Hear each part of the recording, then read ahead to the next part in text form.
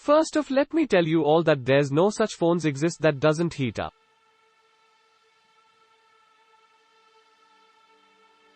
What matters is the time it takes in cooling down. And most important is the feel in HABD.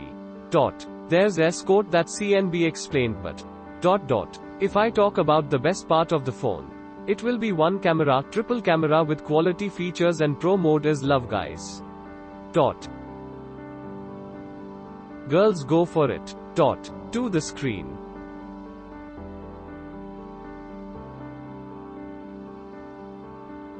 OMG, 90Hz display, id like oh lala. 3 The premium looks.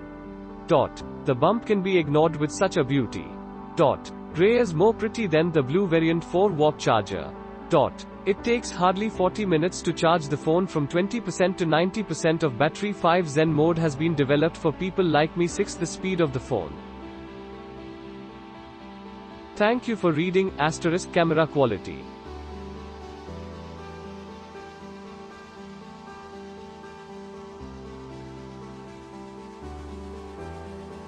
Surprise at fingerprint unlock. Speed. Camera is good, but leaves you wanting for more. At this price point, they should move beyond IMX 586, which is available even in 10K phones. Navigation, dual GPS and fast processor together comes in handy to figure directions quickly. Volume rocker slider is useless, they can get rid of it.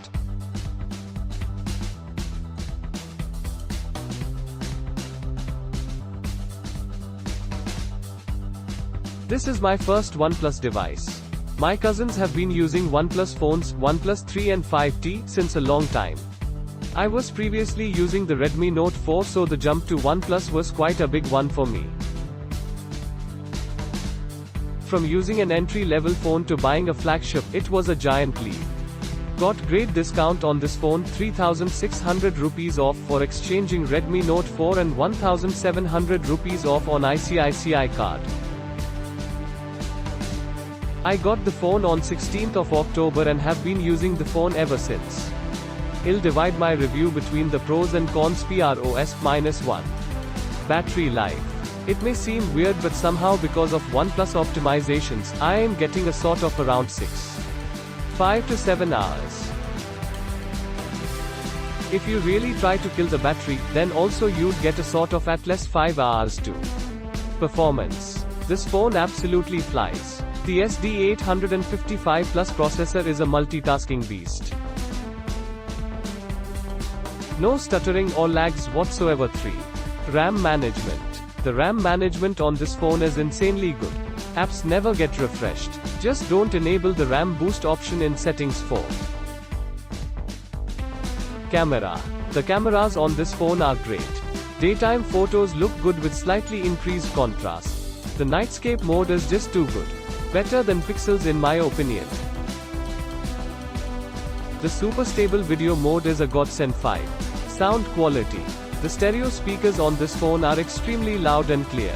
Dolby Atmos really works. 6. Haptics. The vibration motor on this phone is really awesome. Crisp and precise. 7. Charging. This phone charges at a crazy fast rate. I get 0 to 71% in half an hour and 0 to 100% in 55 minutes. 8.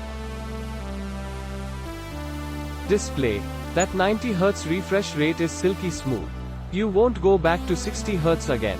Every other phone with 60Hz refresh rate, iPhone, Note 10 Plus, Pixel 3 XL, Mate 30 Pro etc. feels laggy after using this phone. Cons, -1. System stability. There are a few bugs here. The brightness wouldn't go to full even after you have set it to max. It'll take 1 to 2 seconds extra to go to full brightness.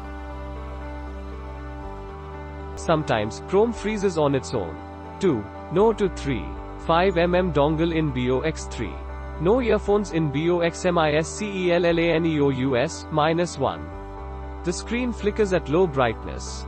Not a hardware issue. It's the nature of OLED displays. You can't see it with your naked eyes, but a camera can pick it up.